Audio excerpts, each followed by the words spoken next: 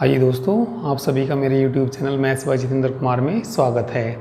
पिछले टर्न पे हमने बीएससी सेकेंड ईयर की फर्स्ट बुक स्टार्ट की, लीनियर अलजेब्रा एंड मैट्रिसेस। और इसमें हम सबसे पहले मैट्रिसेस पढ़ रहे हैं और सबसे पहला चैप्टर जो है हमारा मैट्रिसेस है, तो मैट्रिसेस पढ़ रहे हैं। तो पिछले टर्न पे हमने मैट्रिसेस की डेफिनेशन पढ़ी, ऑर्डर ऑफ मैट्रिक्स पढ़ा, टाइप्स ऑफ मैट्रिसेस पढ़े, तो वो शायद तुम्हें अच्छे समझ में आ गए होंगे। ठीक है, तो आज हम पढ़ेंगे नॉन सिंगुलर मैट्रिक्स और सिंगुलर मैट्रिक्स। तो इनको समझ लीजिए ध्यान से क्या होते हैं ये। ठीक है, चलिए सबसे पहले डेफिनेशन देखिए तुम नॉन सिंगुलर मैट्रिक्स की। तो देखिए ध्यान से, a square matrix capital A is said to be non singular matrix according as determinant of A not equal to 0। भाई एक स्क्वायर मैट्रिक्स क्या है, कैपिटल ए है, is said to be non singular matrix. तो क्या कहलाता है, non singular matrix कहलाता है अकॉर्डिंग एज, ठीक है, determinant of A not equal to 0। ठीक है भाई, कोई स्क्वायर मैट्रिक्स क्या है, ए है। ठीक है, यदि हम उसका डिटर्मिनेंट निकाल लें और वो नॉट इक्वल टू क्या आ जाए, 0 क्या आ जाए, तो वो मैट्रिक्स क्या कहलाएगा, नॉन सिंगुलर मैट्रिक्स कहलाएगा। ठीक है, चलिए इसका एग्जाम्पल बताऊंगा, इससे बाद में बताऊंगा। इसके बाद देखना सिंगुलर मैट्रिक्स। तो इसी तरीके से ये है सिंगुलर मैट्रिक्स। भाई कोई स्क्वायर मैट्रिक्स ए है, उसके डिटर्मिनेंट की वैल्यू कितनी आ जाएगी, 0 आ जाएगी, तो क्या कहलाएगा, वो सिंगुलर मैट्रिक्स कहलाएगा। ठीक है, एक बार देख लीजिए, a square matrix capital A is said to be singular matrix according as determinant of A equal to 0। ठीक है भाई, कोई स्क्वायर मैट्रिक्स क्या है, ए है, तो वो क्या कहलाएगा, ठीक है, सिंगुलर मैट्रिक्स कहलाएगा। अकॉर्डिंग एज कब कहलाएगा, जब determinant of A equal to क्या हो जाए, 0 हो जाए। ठीक है, चलिए इनके एग्जाम्पल बता देता हूँ। एक बार तुम इनका स्क्रीनशॉट ले लीजिए, ठीक है, इनको नोट कर लीजिए एक बार। चलिए नॉन सिंगुलर मैट्रिक्स का एग्जाम्पल लेते हैं एक। तो एग्जाम्पल से देखिए, समझिए। एक हमने कोई एग्जाम्पल ले लिया, ये एग्जाम्पल फर्स्ट, ए कोई मैट्रिक्स ले लिया हमने, स्क्वायर मैट्रिक्स ले लिया। ठीक है, ए स्क्वायर मैट्रिक्स 1 2 4 3 4 2 1 2 4, ये कोई हमने स्क्वायर मैट्रिक्स ले लिया। अब हम इसका डिटर्मिनेंट निकाल लेंगे। ठीक है, इसका डिटर्मिनेंट यदि किसके बराबर आ गया, इसका डिटर्मिनेंट यदि 0 के बराबर ना आया,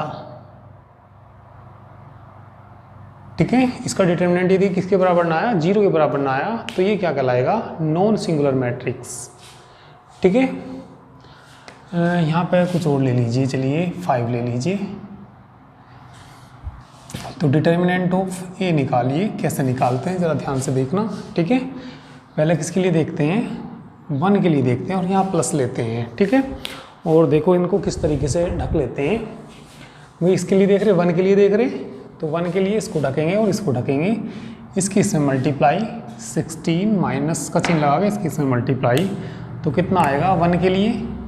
भाई 1 के लिए भी मैंने बताया, इसे ढकेंगे, इसे ढकेंगे, कितना आएगा 16 माइनस 4। फिर -3 के लिए देखते हैं। ठीक है, तो -3 के लिए इसे ढकेंगे और इसको ढकेंगे। ठीक है, तो इसकी से मल्टीप्लाई करेंगे, 8 - 8 हो जाएगा, 8 - 8, और फिर किसके लिए देखेंगे, प्लस के 5 के लिए देखेंगे। ठीक है, 5 के लिए इसे ढकेंगे, इसको ढकेंगे, कितना 4 - 16, 4 - 16। यदि ये डिटर्मिनेंट, ठीक है, किसके बराबर ना आया, 0 के बराबर ना आया, तो ये नॉन सिंगुलर मैट्रिक्स हो जाएगा। घटाना 12, 8 - 8, 0 ही हो जाएगा सारा, प्लस 5। ठीक है, घटाएंगे तो कितना हो जाएगा, माइनस के 12, मल्टीप्लाई कर लीजिए, कितना हो जाएगा 12, तो ये है, माइनस की कितना 60। ठीक है, इसे इसमें से घटा दीजिए, माइनस के कितने आ जाएगा 30, 8 38 क्या 48 आ जाएगा। ठीक है, कितना आ जाएगा 48 आ जाएगा। नॉट इक्वल टू किसके 0 के। हैंस कैपिटल ए इज कैसा है ये नॉन सिंगुलर मैट्रिक्स। तो ये नॉन सिंगुलर मैट्रिक्स है ये जो है। ठीक है, तो इस एग्जाम्पल को नोट कर लीजिए। ठीक है, यानी कि इसका स्क्रीनशॉट ले लीजिए। ठीक है, चलिए इसके बाद सेकंड एग्जाम्पल करते हैं। ठीक है, तो स्क्रीनशॉट तुमने ले लिया होगा इसका। सेकंड एग्जाम्पल देखिए। ठीक है, सेकंड में उसका डिटर्मिनेंट क्या आना चाहिए 0 आना चाहिए। ये मैंने यहाँ ले लिया, आपको यहाँ पे ले लिया मैंने 1 ही ले लिया। ठीक है, तो इसका मैं डिटर्मिनेंट निकाल लूँगा। यदि 0 आ गया तो कैसा हो जाएगा ये सिंगुलर मैट्रिक्स हो जाएगा। तो चलिए कर लेते हैं भाई। वैसे तुम्हें मालूम होगा इसका 0 ही आएगा। 0 क्यों आएगा, क्योंकि 2 कॉलम एक जैसे हैं। 2 कॉलम एक जैसे होते हैं तो उसका डिटर्मिनेंट कितना होता है 0 ही होता है। चलिए फिर भी सिद्ध कर देते हैं। चलिए 1 के लिए देखेंगे भाई। 1 के लिए इसको उठाएंगे इसे 16 - 4 यही आएगा। फिर -3 के लिए देखेंगे 8 - 8 यही आएगा। अब यहाँ पे क्या आ जाएगा प्लस के 1 आ जाएगा। ठीक है, 1 के लिए देखेंगे कितना 4 - 16 4 - 16। तो यहाँ 5 की जगह कितना आ जाएगा 5 की जगह 1 आ जाएगा। ठीक है, तो 12 माइनस कितना हो जाएगा 12 - 12 किसके इक्वल आ जाएगा ये 0 के इक्वल आ जाएगा। 12 - 12 equal to 0। Hence A is a singular matrix. तो ये हमने सिंगुलर मैट्रिक्स का एग्जाम्पल ले लिया। ठीक है, तो चलिए इसको भी नोट कर लीजिए। इसके बाद हम पढ़ेंगे मल्टीप्लिकेशन ऑफ 2 मैट्रिसेस। 2 मैट्रिक्स की मल्टीप्लाई कैसे होती है। ठीक है, वैसे तो 12th में तुमने पढ़ा होगा ही, पर यदि कुछ भूल गए हों तो एक बार मैं इसको समझा दूंगा। ठीक है, तो चलिए तुम इसे नोट करिए। मल्टीप्लिकेशन ऑफ मैट्रिसेस पढ़ते हैं इसके बाद। तो चलिए अब हम समझेंगे मल्टीप्लिकेशन ऑफ 2 मैट्रिसेस। ठीक है, 2 आव्यों की गुणा। ठीक है, हमने 2 मैट्रिक्स ले लिए ए एंड बी। हमें इसमें फाइंड करना ए बी फाइंड करना। तो ये समझना इनकी मल्टीप्लाई कब होती है और कब नहीं होती है इनकी मल्टीप्लाई। भाई जैसे ये ए मैट्रिक्स दिया, इसका ऑर्डर देखना रो नंबर ऑफ कॉलम यानी कि 3/3। रो देखना 3, कॉलम देखना 2, 3/2 इसका ऑर्डर है। ठीक है, हमें किसकी मल्टीप्लाई करनी ए बी की। पहले ये देखना पड़ेगा इनकी मल्टीप्लाई हो सकती है या नहीं हो सकती। जैसे पहला मैट्रिक्स है ये, तो पहले वाले के बाद वाले पे मार्क कर दो और बाद वाले के पहले वाले पे मार्क कर दो। तो जिन पे मार्क करा वो यदि इक्वल हैं तो इनकी मल्टीप्लाई ए बी की मल्टीप्लाई हो सकती है। 3 इक्वल हैं ये दो, तो इनकी मल्टीप्लाई हो सकती है। इसके बाद जिन पे निशान नहीं लगा, इस 3 पे नहीं लगा, ठीक है, ठीक है, इस पे और इस पे नहीं लगा, तो मल्टीप्लाई करके उतने बाई उतने का मैट्रिक्स आएगा। यानी कि कितने बाई कितने का आएगा 3/2 का मैट्रिक्स आएगा ये। ठीक है, और या इस तरीके से कह सकते हैं, यदि ए के नंबर ऑफ कॉलम और बी की नंबर ऑफ रो इक्वल हों तो ए बी की मल्टीप्लाई संभव है, अदरवाइज संभव नहीं है। तो चलिए ए बी निकाल लेते हैं। ए बी देखना तो हो सकती है भाई, ये 3 बराबर है तो इनकी मल्टीप्लाई हो सकती है। तो हम क्या निकालना चाहें, ठीक है, क्या निकाल लेंगे अब हम ए बी निकाल लेंगे। तो ए बी को ज़रा ध्यान से देखिए। ए का मान लिख लीजिए यहाँ से 1 5 3 3 2 1 4 1 2 इंटू बी की वैल्यू लिख लीजिए उधर से। बी की वैल्यू देख लीजिए 2 4 5 3 1 2 मल्टीप्लाई करके, ठीक है, हो तो जाएगी मल्टीप्लाई। तो ये देखिए कैसे होगी इनकी मल्टीप्लाई, संभव तो है करनी। तो मल्टीप्लाई देखिए क्या आएगी इनकी, भाई फर्स्ट रो है ये, फर्स्ट रो की फर्स्ट कॉलम में करेंगे, पहले एलिमेंट की पहले में, दूसरे की दूसरे में मल्टीप्लाई, तीसरे की तीसरे में, और इनके बीच में आएगा प्लस। तो ज़रा देखना 1 into 2 2 plus 3 into 4 12 plus 4 into 5 20। फिर इस रो की इसमें करेंगे, पहली रो की दूसरे कॉलम में करेंगे।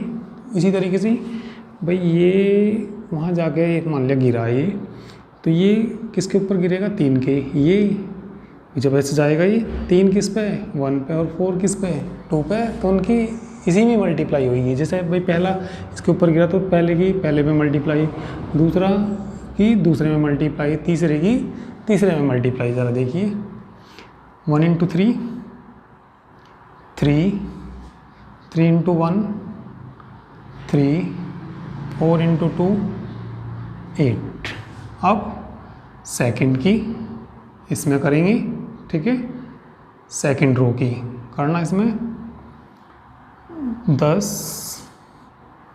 प्लस 8 प्लस 5, इसकी इसमें करेंगे 15 प्लस 2 प्लस 2।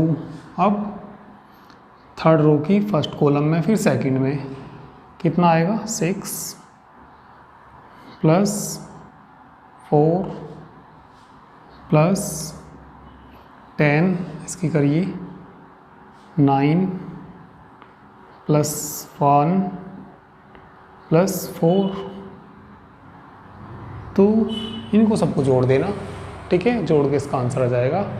तो इस तरीके से, ठीक है, मल्टीप्लाई होती है दो मैट्रिक्स की, ठीक है। वैसे तो तुमने 12th में पढ़ रखा होगा ये, ठीक है, और फिर भी मैंने एक बार रिवीजन के तौर पे करा दिया ये, तो इसको नोट कर सकते हैं और इसे पूरा कर लेंगे, जोड़ लेंगे इसको, ठीक है। तो चलिए इसका स्क्रीनशॉट ले लीजिए। इसके बाद नेक्स्ट चलिए अब हम पढ़ेंगे ट्रांसपोज ऑफ ए मैट्रिक्स। किसी मैट्रिक्स का ट्रांसपोज क्या होता है, ठीक है। तो इसे हम एग्जांपल से समझेंगे। वैसे जो किसी मैट्रिक्स का ट्रांसपोज होता है, ठीक है, भाई मैट्रिक्स की, ठीक है, पंक्तियों को, यानी कि किसको, रो को, ठीक है, चेंज कर दीजिए किस में, कॉलम में, और कॉलम को रो में चेंज कर दीजिए। तो जो भी हमें मैट्रिक्स मिलेगा तो वो क्या कहलाएगा, दिए गए मैट्रिक्स का ट्रांसपोज ऑफ ए मैट्रिक्स कहलाएगा, ठीक है। चलिए एग्जांपल समझ लीजिए इसको। मान लिया ए कोई एग्जांपल दे रखा है, 1 2 3 4 5 6 7 8 9 दे रखा, और हमें क्या निकालना, इसका ट्रांसपोज निकालना। इसके ट्रांसपोज को ए डैश से डिनोट करते हैं या ए टी से डिनोट करते हैं। तो ए डैश कह दीजिए या ए टी कह दीजिए, ये सब क्या है, ए के ट्रांसपोज हैं ये, ठीक है। चलिए तो कर लेते हैं इसको। इसका ए डैश निकालना, तो यानी कि जो कोई मैट्रिक्स दे रखा उसकी रो को कॉलम में और कॉलम को रो में चेंज कर दीजिए। जैसे ये दिया रो, इसको कॉलम में लिख दीजिए 1 2 3 4 5 6 7 8 9। तो ये क्या मिल गया हमें, इसका ट्रांसपोज मिल गया, ठीक है। तो ये हमने इसका ट्रांसपोज निकाल दिया। इसकी प्रॉपर्टीज देख लीजिए। प्रॉपर्टीज ऑफ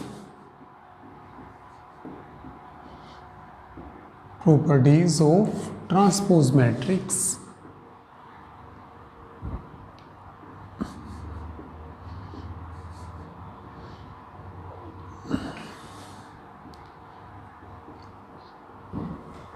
तो वो पहली प्रॉपर्टी होती है इसकी, ए के ट्रांसपोज का ट्रांसपोज करा जाए तो किसके इक्वल आता है, वो ए के इक्वल आता है, ठीक है। सेकंड, यदि ए प्लस बी है और का ट्रांसपोज करा जाए तो ए डैश प्लस बी डैश।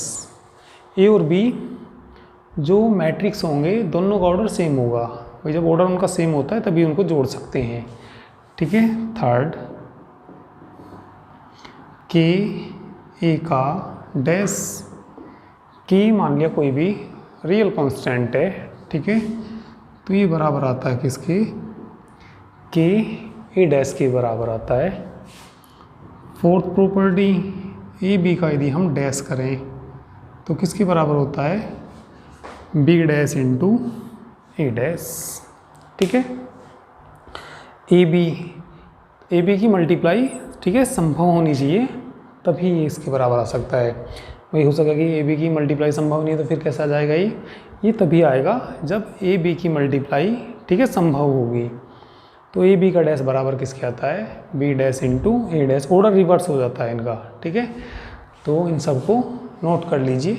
ठीक है, तो जल्दी से करिए इनको नोट।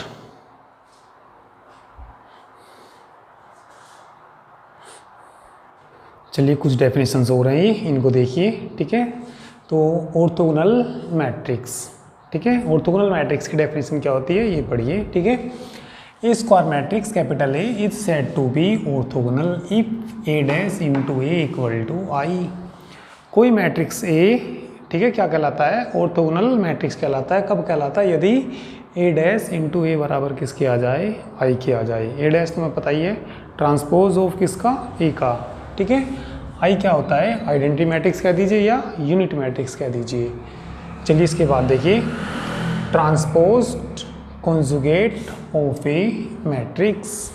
ठीक है, यानी कि ट्रांसपोज करना और उसका कॉन्जुगेट करना ऑफ ए मैट्रिक्स का। तो जैसे कि डेफिनेशन में भी ये दिया, the transpose of the conjugate of a matrix A is called transposed conjugate of A and denoted by A की पावर थीटा। तो यानी कि कोई मैट्रिक्स तुम्हें ए दिया होगा, सबसे पहले क्या करना, उसका ट्रांसपोज, फिर क्या करना, उसका कॉन्जुगेट। तो क्या मिल जाएगा हमें, ट्रांसपोज कॉन्जुगेट मैट्रिक्स मिल जाएगा। किसका मिल जाएगा, ए का मिल जाएगा। किससे डिनोट किया जाएगा, ये ए की पावर थीटा से डिनोट किया जाएगा। थस इस प्रकार ए की पावर थीटा ए डैश के ऊपर पार लगा दीजिए, या इसको पहले बार का मतलब है कॉन्जुगेट और डैश का मतलब है ट्रांसपोज, कोई सा पहले कर दीजिए। तो ये क्या कहलाता है हमारा, ठीक है, ट्रांसपोज कॉन्जुगेट ऑफ ए। भाई डैश का मतलब क्या है, ए का ट्रांसपोज, बार का मतलब क्या है, कॉन्जुगेट। तो पहले क्या करिए, ट्रांसपोज करिए, फिर कॉन्जुगेट करिए, तो वही क्या कहलाएगा, ट्रांसपोज कॉन्जुगेट मैट्रिक्स ऑफ ए कहलाएगा। ऐसा लिख सकते हैं, ये इसका संकेत है ए की पावर थीटा का। ठीक है, थोड़ा देखिए। ठीक है, यानी कि इनके कुछ रिजल्ट्स हैं, ये याद रखने, स्टेटमेंट याद रखने। ठीक है, प्रूफ नहीं करने ये। ठीक है, इफ़ ए की पावर थीटा एंड बी की power theta B transpose conjugate of A and B respectively, then A की पावर थीटा किसके बराबर होता है, ए के। तो फर्स्ट रिजल्ट याद रखना है तुम्हें। सेकेंड, ए प्लस बी की पावर थीटा बराबर ए की पावर थीटा प्लस बी की पावर थीटा।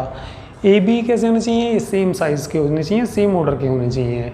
ठीक है, तभी तो जुड़ेंगे ए और बी, जब उनके ऑर्डर कैसे होंगे, सेम होंगे। ठीक है, थर्ड देखिए, ए ओ के ए की पावर थीटा, के का कॉन्जुगेट, ए की पावर थीटा, के क्या है, कोई भी कॉम्प्लेक्स नंबर है। यदि के कोई भी कॉम्प्लेक्स नंबर है तो के का तो क्या आएगा, कॉन्जुगेट, और ए की पावर थीटा। तो ये थर्ड रिजल्ट हो गया ये। फोर्थ, ए बी की पावर थीटा बराबर बी की पावर थीटा इंटू ए की पावर थीटा। ए बी की मल्टीप्लाई संभव होनी चाहिए तभी हो सकता है ऐसा। ठीक है, तो ए बी की संभव कब होती है, अभी थोड़ी देर पहले मैंने तुम्हें बता दिया। ठीक है, ए के तो नंबर ऑफ कॉलम, बी की नंबर ऑफ रो यदि इक्वल हैं तो ए बी की मल्टीप्लाई हो सकती है। ठीक है, तो ये सब रिजल्ट तुम्हें याद रखने। ठीक है, चलिए इसके बाद हम सिमेट्रिक मैट्रिक्स और इसकी सिमेट्रिक मैट्रिक्स पढ़ते हैं, तुम इनको नोट करिए। ठीक है, इसके बाद मैं परिभाषा समझाऊंगा तुम्हें सिमेट्रिक मैट्रिक्स। ठीक है,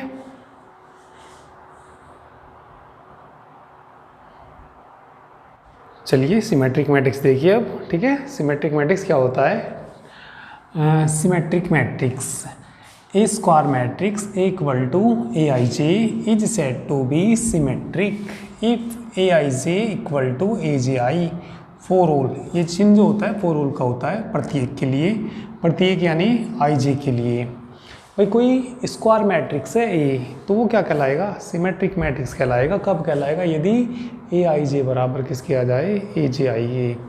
एग्जाम्पल ये दे दिया, तो ये सिमेट्रिक मैट्रिक्स क्यों है? भाई A11 का मान है और ये A12 और A21 बराबर आने चाहिए, तो बराबर है। और ये A13 और A31 इक्वल होने चाहिए, ठीक है। A22 के बाद ये किसकी वैल्यू होती है? A23 और A32, ये दोनों वैल्यू इक्वल होनी चाहिए, ठीक है। तो ए आई जे बराबर किसके है? ए जे आई के है। तो इसलिए जो मैट्रिक्स है कैसा है? ये सिमेट्रिक मैट्रिक्स है, ठीक है। इसके बाद एक नोट याद रखना तुम्हें, a necessary and sufficient condition for a matrix capital A to be symmetric is that A equal to A dash, ठीक है। नेसेसरी एंड सफिशिएंट कंडीशन का मतलब ये है, ठीक है।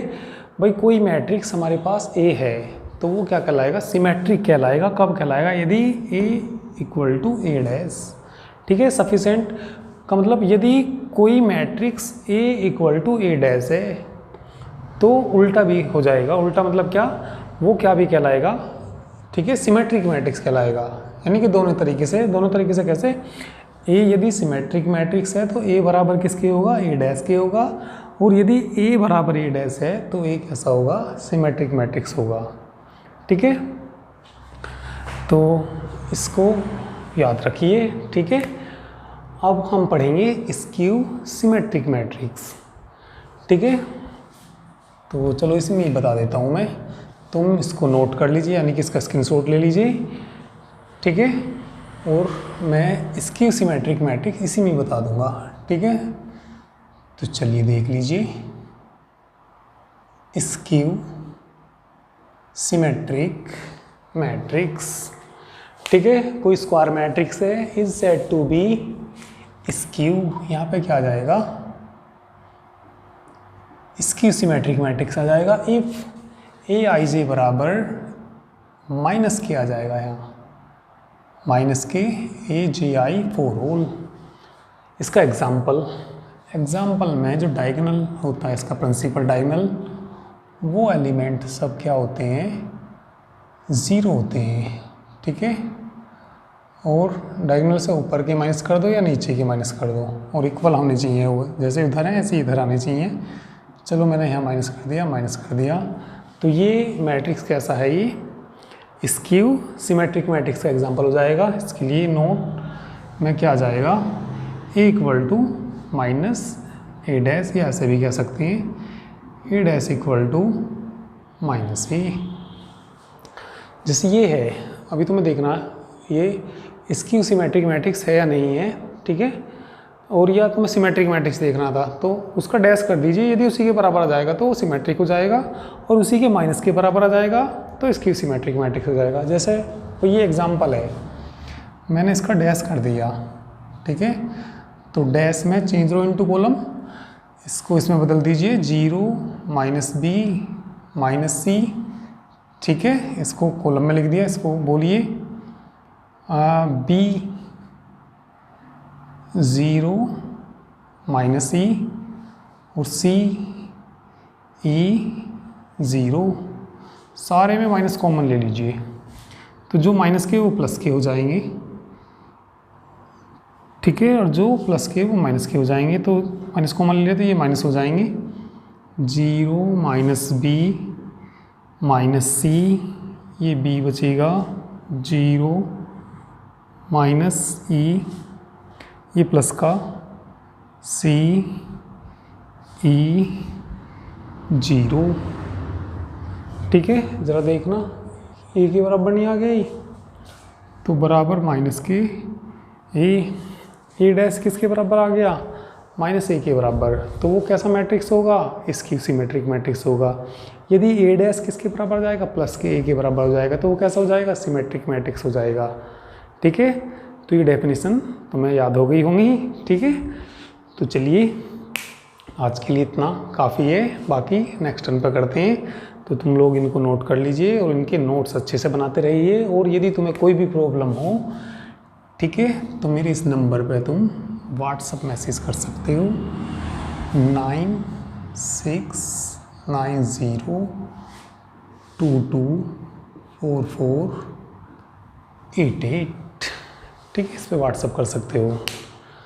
तो चलिए आज के लिए इतना काफ़ी है।